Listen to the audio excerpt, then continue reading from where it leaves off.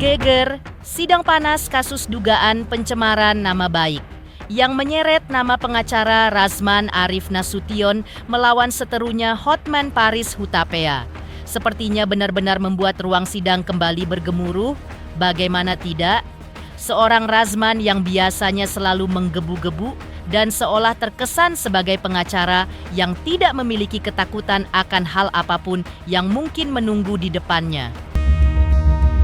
Lantas seperti apa jalannya sidang dan suasana yang terjadi saat jaksa penuntut umum membacakan replik atas pledoi yang telah dibacakan Razman dan kuasa hukum di muka persidangan sebelumnya? Dan lalu seperti apa tanggapan Razman usai persidangan? Benarkah ada rasa kecewa dan kesedihan yang menyeliputi hati Razman dan sang istri?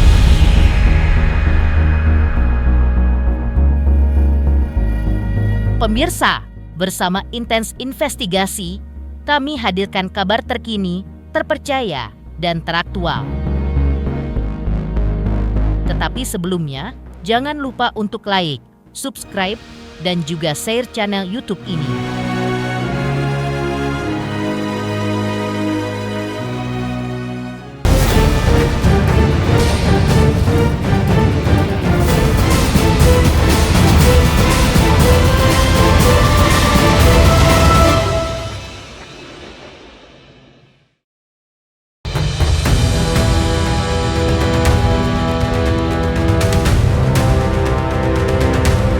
Pemirsa Intens Investigasi, seperti kita ketahui bersama, kasus dugaan pencemaran nama baik yang dilaporkan oleh Hotman Paris Hutapea terhadap seterunya Razman Arif Nasution memasuki babak baru yang lebih menegangkan.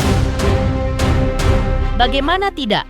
Pasalnya hari ini, jaksa penuntut umum secara resmi menyampaikan replik mereka sebagai jawaban atas pledoi pembelaan Razman yang sebelumnya dibacakan dalam sidang.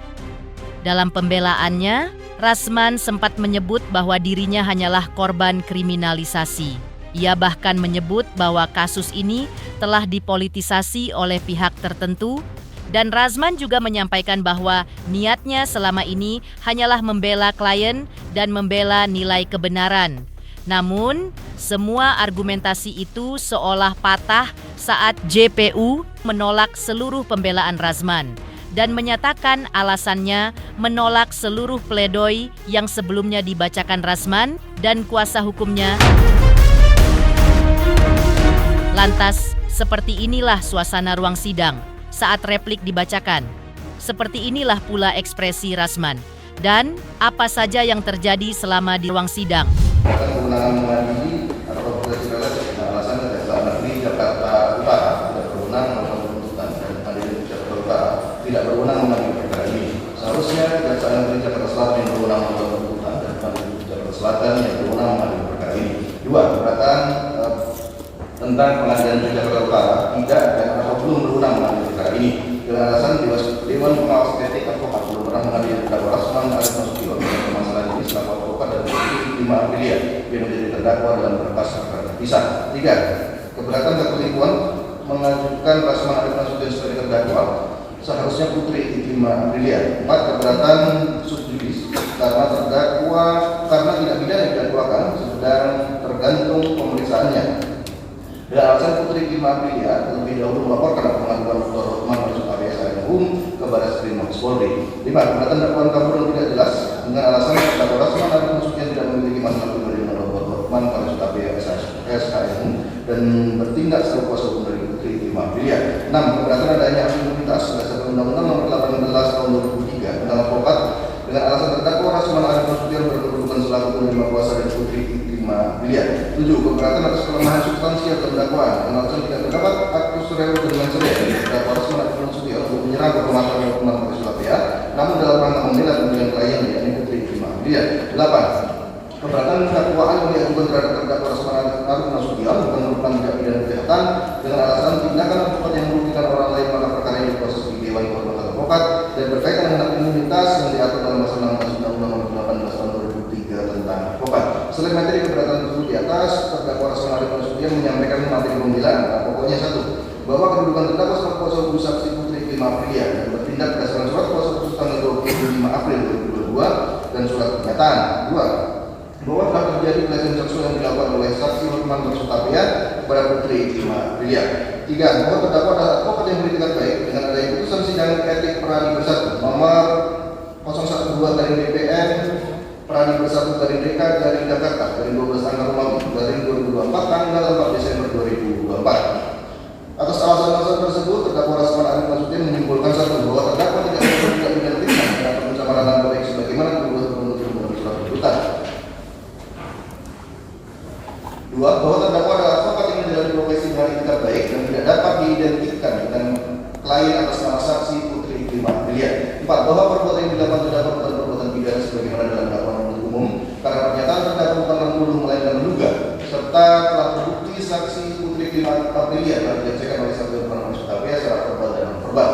Berdasarkan alasan dan kesimpulan tersebut, terdakwa Rasman Arif Nasution pada pokoknya memohon satu menyatakan terdakwa tidak terbukti bersalah secara sah dan menginginkan bahwa tidak pidana mereka yang melakukan dan berserta melakukan perbuatan dengan sengaja dan tanpa hak distribusikan dan atau mentransmisikan dan dapat diakses informasi elektronik dan atau dokumen elektronik yang memiliki muatan penghinaan dan atau pencemaran nama baik yang ada hubungannya sedemikian rupa sehingga dipandang sebagai satu perbuatan berlanjut.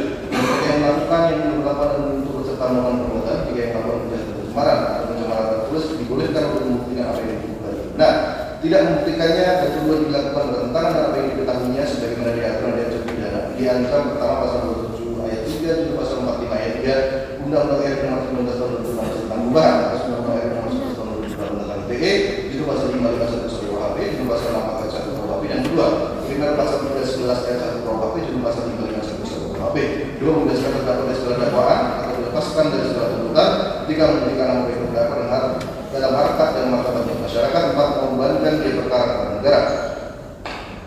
Terhadap materi pembelaan yang disampaikan oleh terdakwa Rasman Arif Nasution untuk menyampaikan berikut. 1. Bahwa materi pembelaan pada pokoknya hanya mengenai substansi surat dakwaan, bukan mengenai formalitas surat dakwaan. Tentang keberatan tereksepsi dari terdakwa telah disampaikan pada tanggal 24 Desember 2024. Penuntut umum telah menyampaikan pendapat penuntut umum tentang keberatan pada tanggal 9 Januari 2025 dan telah membacakan putusan surat tanggal 23 Januari 2025 pada pokoknya menyatakan menolak eksepsi atau keberatan yang penasihat hukum, menyatakan surat dakwaan atas nama terdakwa Rasman Arif Nasution sah demi hukum, menyatakan menjadi orang berwenang dan melanjutkan pemeriksaan perkara atas nama terdakwa Rasman Arif Nasution dan membebankan dari perkara yang timbul dalam perkara ini pada persidangan pada akhir persidangan pada negara.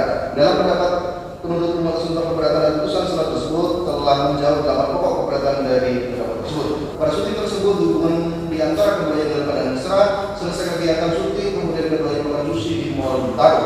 Bahwa pada tanggal 21 Maret 2022 pada saat saksi Putri Klima Aprilia berada di Bali kemudian mengirimkan foto dan memakai baju seksi melalui WhatsApp yang ditujukan kepada saksi Hotman Paris. Di antara keduanya masih berkomunikasi dengan baik dan mesra. Ada foto dan komunikasi melalui WhatsApp keduanya sebagaimana di dalam replik ini, bahwa pada tanggal 26 Juli 2022 saksi Putri Klima Aprilia masih mengirimkan undangan ulang tahun yang ke-22 pada saksi Hotman Paris melalui WhatsApp. Acara ulang tahun tersebut diadakan pada tanggal 31 Juli 2022 di Hotel Langham dan saksi Hotman Paris tidak hadir dalam acara tersebut. Bahwa terdapat keliru menyatakan percakapan WhatsApp antara saksi Hotman Paris dan saksi Putri Klima Aprilia pada tanggal 5 Maret 2022 dan 7 Maret 2022 sebagai pelecehan. Tidak mungkin korban pelecehan kemudian melakukan WhatsApp dan mengirimkan foto diri yang memakai baju seksi dan mengirimkan undangan acara ulang tahun dirinya kepada pelecehan. Pernyataan terdakwa menyatakan saksi Putri Klima Aprilia sebagai korban pelecehan dan Hotman Paris tidak lebih hanya sebagai cara-cara supaya terdakwa untuk mendapatkan percaya dari saksi Putri Klima Aprilia agar mau menjadi kliennya. Yang akan dijadikan amunisi oleh terdakwa untuk menyerang pribadi saksi Hotman Paris dengan modus membela kepentingan klien.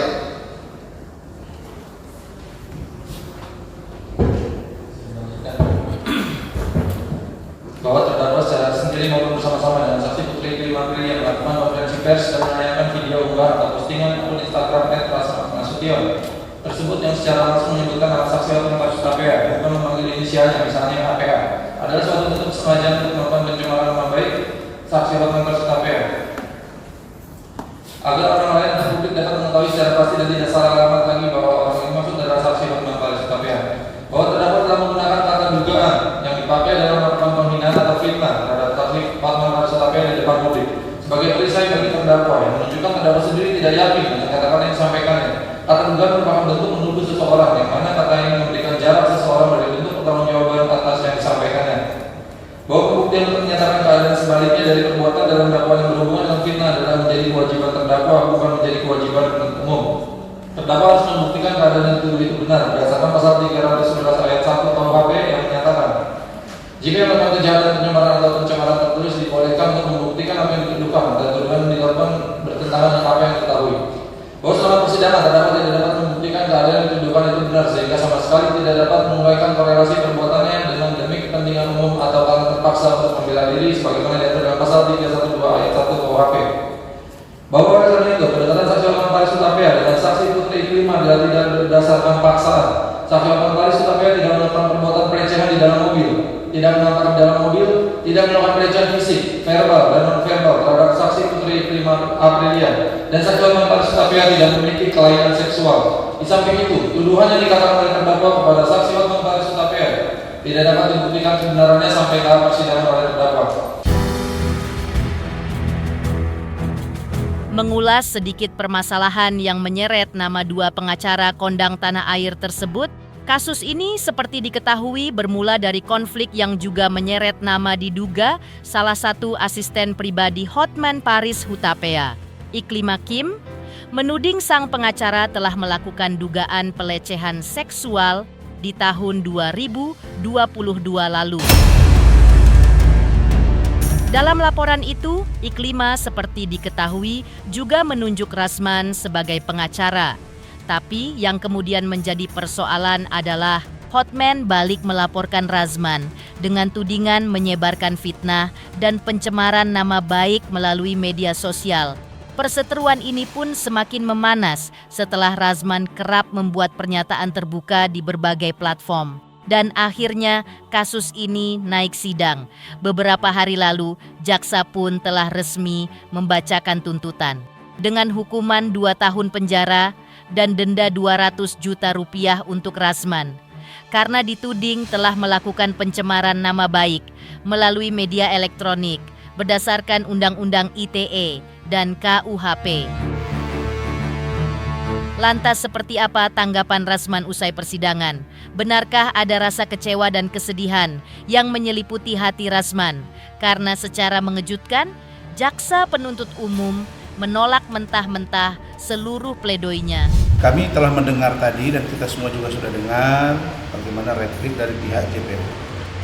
Nah, terlihat jelas bahwa replik yang mereka sampaikan itu sama sekali bertentangan dengan fakta persidangan. Dan termasuklah misalnya dia mengatakan saya tidak dapat membuktikan dan itu katanya seolah-olah karangan saya gitu ya. Padahal itu jelas kan ada chattingan. Ada pengakuan dari Kementerian PPA, ada pengakuan dari Makin. Ya, jadi kami yakin dengan penjelasan jaksa yang sangat kontraproduktif dengan fakta di persidangan meyakini kami bahwa hakim akan memutus perkara ini dengan adil. Harus membebaskan saya. Kenapa? Merujuk pada situasi terkini. Presiden sampai mengeluarkan berapa banyak amnesti abolisi. Kenapa? Karena ada rasa kekecewaan masyarakat tentang putusan pengadilan.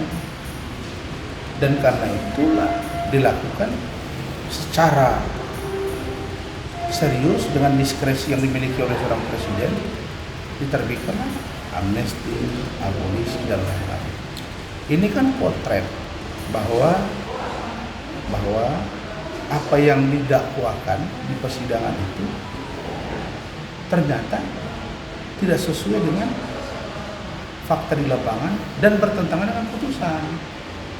Maka kami percaya bahwa ya melalui Mahkamah Agung, melalui Pengadilan Tinggi Jakarta, melalui Ketua PN Jakarta Barat, Ibu Sofia, Pak Dian, Pak Ranto Sabungan Silalahi, yang 3 majelis hakim ini kami yakini akan memberikan ya putusan yang adil buat saya dan membebaskan dari kasus ini. Lalu kemudian minggu depan kita akan jawab poin per poin dari apa yang disampaikan dalam replik mereka tadi. Itu saja. Silakan, Mbak. Baik, Assalamualaikum warahmatullahi wabarakatuh. Teman-teman, saya menanggapi beberapa replik yang disampaikan oleh jaksa penuntut umum. Baik, pertama bahwa penuntut umum dalam repliknya menyatakan bahwa bukti-bukti yang kami hadirkan termasuk chattingan itu harus dikesampingkan karena bagi jaksa penuntut umum bukti screenshot itu tidak dapat dijadikan bukti. Nah, itu bagi mereka. Ini yang sangat lucu bagi saya kan gitu kan. Artinya sebenarnya ini adalah kekhawatiran mereka ya kan terhadap bukti kami sehingga melakukan pembelaan terhadap yang tidak beralasan menurut hukum. Tidak masuk akal gitu kan. Baik, saya perlihatkan di mana jaksa penuntut umum sendiri menggunakan screenshot sebagai alat bukti. Ini di halaman 7.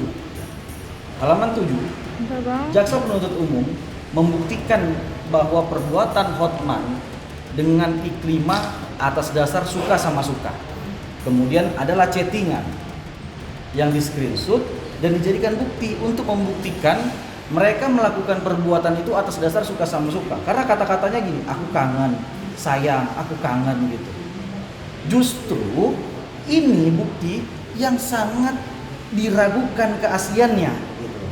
Ini kan screenshotnya hanya memperlihatkan satu chat dengan satu foto, dua chat dengan satu foto. Tidak terlihat di sini siapa yang mengirim, kepada siapa. Padahal ini kangen ini dari Hotman. Gitu, tidak memperlihatkan ini dari Hotman. Ini yang sebenarnya yang harus kita ragukan keotentikannya gitu. Kalau bukti yang kami sajikan dalam pledoi kemarin itu terlihat, bahkan mohon maaf, nomor Hotman itu terlihat. Iya, nomor telepon. Nomor teleponnya itu terlihat, terverifikasi ketika di peradilan. Ketika Hotman diperiksa, Hotman menyatakan bahwa nomor saya adalah yang disebutkan dalam screenshot itu. Jadi keliru kalau seandainya alat bukti screenshot ditolak oleh jaksa penuntut umum. Mereka mengatakan bahwa bukti screenshot yang kami tampilkan itu bukan menjadi bukti untuk penggunaan dasar pembelaan bagi saya sebagai seorang lawyer dari Ikrimah.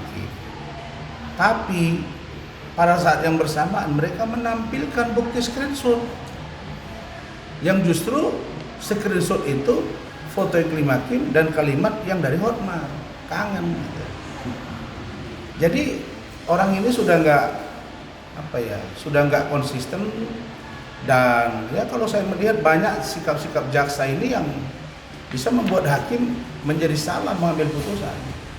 Karena itu mulai sekarang menurut saya harus banyak juga koreksi di tingkat pemberkasan, penuntutan dan lain-lain. Yang inti poinnya yang terkait dengan ya tuntutan, dakwaan yang disampaikan oleh jaksa sangat bertentangan. Kenapa? Karena faktanya tidak seperti itu. Belum lagi misalnya Dewan Kehormatan. Jelas Dewan Kehormatan mengatakan saya tidak melakukan pelanggaran dan mengatakan beritikat baik. Profesor Edi Harich itu Wakil Menteri Hukum Republik Indonesia, dan dia podcast bersama Hotman Paris. Yang nanya itu Hotman Paris, apa indikator seseorang pengacara dikatakan beritikat baik atau tidak beritikat baik? Beliau mengatakan beritikat baik atau tidak beritikat baik adalah tergantung bagaimana organisasi advokat yang menaunginya menilai. Terus kemana? Apa yang dinilai? Di mana dasarnya? Didasarkan pada kode etik organisasi advokat dimaksud. Jadi bukan mengacu pada peradinya Otto, peradinya Luhut, peradinya Juniper, atau KAI Siti Jamalia, KAI-nya si Cucu, Herman Umar, apalagi adalah organisasi baru lagi Hotman katanya baru bergabung, DPN. Bukan, dia dulu Dewan Pengacara Nasional, kan ada Pradi. Kalau saya nggak salah itu Pradi Perjuangan atau Pradi apa semalam? Pindah lagi dia. Hah? Pindah lagi dia. Nah, jadi Hotman ini kan sudah pernah dipecat oleh organisasi Pak Otto. Nah, jadi bagi kami sebenarnya kalau kita mau jujur, Ibu Ketua Majelis, 2 anggota Majelis, Ketua Pengadilan Negeri Jakarta Utara, Ketua Pengadilan Tinggi DKI, Ketua Mahkamah Agung, dan jajaran KY, Bawas. Kami terima kasih ya sudah ada pengawasan terus, di live-kan di pengadilan. Ini menjadi potret yang seharusnya kasus yang remeh-temeh, sekali lagi kasus yang remeh-temeh, kasus Sawaspeta yang digarap oleh seseorang sampai 8 bulan persidangannya, sampai 3 tahun baru sampai ke persidangan. Ini memakan waktu yang panjang, sementara tidak ada kerugian negara, yang untung malah si Iklima, dan itu diakui Hotman, dan yang melakukan mereka berdua. Saya tidak ada ikut-ikut di situ. Sementara itu, di balik meja persidangan tampaknya selalu ada satu sosok yang tak pernah absen untuk datang. Seolah menjadi tameng baginya dengan tetap setia mendampinginya. Saya sebagai istri juga selalu mendampingi Pak Rasman dalam setiap beracara menyambar kliennya. Saya memang bukan orang hukum, saya orang awam ya, yang jujur saya tidak paham dengan hukum ya, tapi pertama kali Iklima datang minta bantuan hukum sampai Iklima memutus kuasa itu saya ikut mendampingi ke mana saja, bahkan ke Kementerian PPA juga, bahkan sempat dia curhat, nangis, sampai kita mau sendiri tentang masalah yang dihadapi dia kan. Nah, saya juga dari awal sampai akhir ini mendampingi Pak Rasman, dan saya pikir menurut saya itu sangat mengadi-ngadi ya, menghilangkan, meniadakan bukti-bukti yang jelas terpapar di persidangan. Saya orang awam aja paham sekali dengan bukti-bukti yang kita sajikan, dengan bukti yang disajikan oleh si HPH. Jadi ya bagi saya sangat terlalu mengadi-ngadi.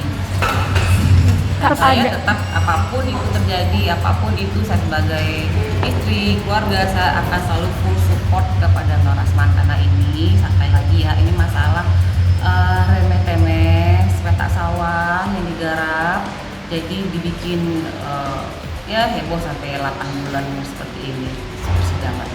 Ya lucu aja. Wah, buat apa khawatir, toh kita di posisi yang benar kan, nggak ada. Begini, kebenaran itu pasti akan mencari jalan sendiri, cepat atau lambat. Oke, Bunda Ade, bisa dibilang gimana sih Mbak Bunda ketika rasa emosi dan juga rasa sedih ketika Bang Rasman kan sebelumnya kan menolong untuk keadilan seseorang, tetapi malah sekarang dipidanakan. Iya, lagi-lagi ya begitu. Kadang saya memang kelemahan Bang Rasman sangat menghibah, walaupun dia tidak dibayar, dia tetap membantu seperti Padel, Loli, dan si Lima. Saya juga bilang ke Bang Rasman, ini gimana ke depan, sampai saya bilang gitu, ke depan kalau ada yang bantu nggak usah bantu deh gitu, karena kayak seperti itu, saking saya berulang-ulang kalinya seperti ini. Ya begini aja, kita berbuat baik kepada orang, tidak mengharap balasan orang tersebut membalas ya. Allah aja membalas dari tangan-tangan orang lain yang baik kepada kami. Sedih tidak, kecewa iya, kok seperti ini sih hukum Indonesia gitu, sampai kapan sih akan terus gitu, kok malah makin carut marut, makin malah kayak bobrok lah gitu kan. Jelas-jelas bukti udah ada di persidangan. Emang tuh ibu Kementerian PPA itu siapa emangnya di sini? Emangnya dia jin hantu di sini memberikan pembuktian? Kan tidak. Itu Kementerian PPA loh, sah oleh negara. Yang bahwasanya itu si Iklima datang ke Kementerian PPA bersama kami, mengadu, mengakui, menangis di situ, dia dilecehkan. Dan itu dijelaskan sangat-sangat jelas di persidangan. Ibu Ice mengatakan Iklima mengakuinya dilecehkan di situ. Dah, jadi apanya yang tidak ada bukti, begitu Bapak Jaksa, Pak CPU. Jadi minta tolong kepada kami, berharap sekarang satunya kepada hakim agar tegak lurus melihatnya dengan nurani, karena kita semua ini tidak ada apa-apa di dunia ini. Apa yang kau tanam itu lah kau tuai, seperti itu. Yang jelas, yang benar benarkan, yang salah salahkan. Jangan jangan melihat ada suatu kepentingan atau yang lain, kita memohon kepada hakim, tolong tegak lurus, karena suami saya tidak bersalah sama sekali. Dia hanya menolong seorang perempuan yang dikatakan dia dilecehkan oleh orang pengacara yang katanya hebat, yang katanya kaya. Makanya dia datang ke kantor kami ingin pendampingan untuk melakukan minta keadilan bagi si perempuan ini. Di sisi lain, Hotman Paris yang ditemui di tempat berbeda juga tak tinggal diam.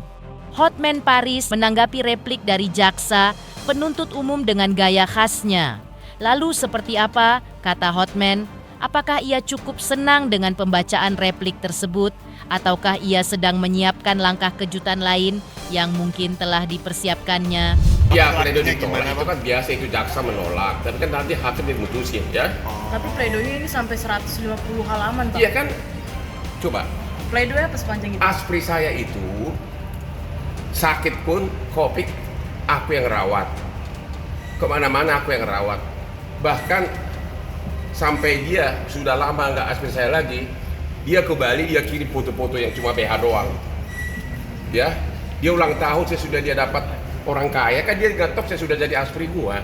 Dia dapat orang kaya sampai ulang tahun di Delengham. Dia ulang tahun gua diundang, ya. Kalau memang pelecehan masa gua diundang, ya. Jadi udahlah, bilang sama Rasman, oke? Boleh saya berlian saya ini semuanya 43 miliar, nggak apa-apa gue sombong, ya. Gue bisa pinjamin yang palsu sama dia, boleh? Mau nggak gue pinjam? Ini memang nggak ada yang palsu.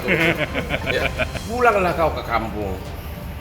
Terlalu berat sainganmu pengacara di ibu kota ini. Dirinya berapa banyak? Mana kuat dibayarin itu? Ya, jangan sampai nanti sakit hati. Wanita itu begitu cowok sudah mulai agak kurang ininya, dia akan cari yang lebih mampu. Hati-hati loh. Jangan-jangan nanti kena sama Hotman.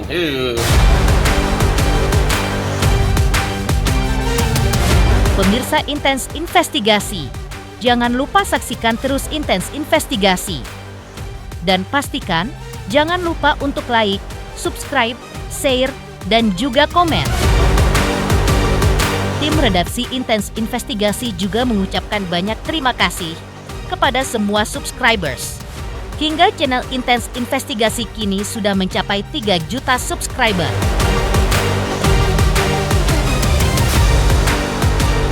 Hello, Hotman Paris mengucapkan selamat ulang tahun. Selamat ulang tahun. Selamat ulang tahun. Selamat ulang tahun. Selamat ulang tahun untuk Intens. Selamat ulang tahun untuk Intens yang ke-6. Semoga bisa terus memberitakan berita-berita yang benar. Memberikan informasi yang akurat. Dan bisa memberikan kedamaian ya. Selalu semakin jaya.